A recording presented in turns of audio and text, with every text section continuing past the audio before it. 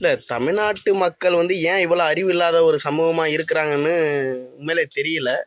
ஏன் சொல்றேன்னா, பரந்தூர் விமான நிலையத்துக்கு அந்த விமான நிலையம் 5000 ஏக்கர் 6000 ஏக்கர் விவசாய நிலங்களை ஆக்கிரமிச்சு அந்த அதான் நெல் விளையிற பூமியை ஆக்கிரமிச்சு அவங்க விமான நிலையத்தை கொண்டு வந்ததுனால தான் மக்கள் போராடினாங்க.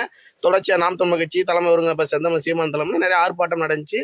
அவர் நிறைய இடத்துல பேசியிருப்பாரு, என்னையை தாண்டி தான் பரந்தூர் விமான நிலையம் வரணும்னு நினைச்சா கூட வர முடியும் அப்படின்ற மாதிரி பேசியிருப்பாரு.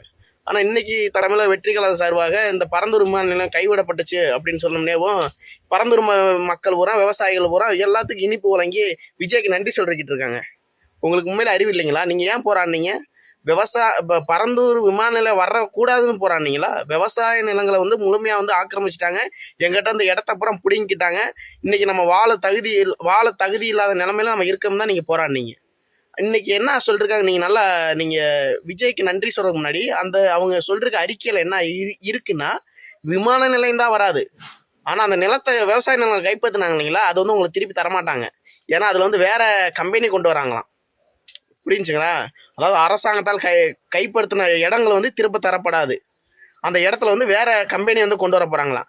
நீங்கள் நன்றி எதுக்கு சொன்னீங்க? விஜய்க்கு சொன்னீங்களா? நல்லா சொன்னீங்க, போங்க. இல்லை தமிழ்நாட்டு மக்கள் ஏன் இவ்வளோ அறிவு இல்லாத ஒரு சமூகமாக இருக்கிறாங்கன்னு உண்மையிலே தெரியல.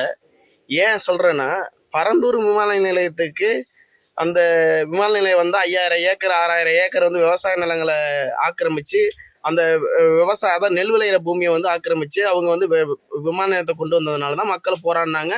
தொடர்ச்சியாக நாம் தமிழ் கட்சி தலைமை ஒருங்கிணைப்ப செந்தமிழ் சீமான் தலைமை நிறைய ஆர்ப்பாட்டம் நடந்துச்சு. அவர் நிறைய இடத்துல பேசியிருப்பாரு, என்னையை தாண்டி தான் பரந்தூர் விமான நிலையம் வரணும்னு நினைச்சா கூட வர முடியும் அப்படின்ற மாதிரி பேசியிருப்பாரு. ஆனால் இன்னைக்கு தலைமையில் வெற்றி கழகம் சார்பாக இந்த பரந்தூர் விமான நிலையம் கைவிடப்பட்டுச்சு அப்படின்னு சொன்னோம்னேவும் பரந்தூர் மக்கள் பூரா விவசாயிகள் பூரா எல்லாத்துக்கும் இனிப்பு வழங்கி விஜய்க்கு நன்றி சொல்லிக்கிட்டு இருக்காங்க. உங்களுக்கு உண்மையில அறிவு இல்லைங்களா? நீங்கள் ஏன் போராடினீங்க? பரந்தூர் விமான நிலையம் வரக்கூடாதுன்னு போராடினீங்களா? விவசாய நிலங்களை முழுமையாக ஆக்கிரமிச்சிட்டாங்க. எங்கிட்ட அந்த இடத்த அப்புறம் பிடிங்கிட்டாங்க. இன்னைக்கு நம்ம வாழ தகுதி இல்லாத நிலைமையில நம்ம இருக்கோம் தான் நீங்கள் போராடினீங்க. இன்னைக்கு என்ன சொல்லிருக்காங்க?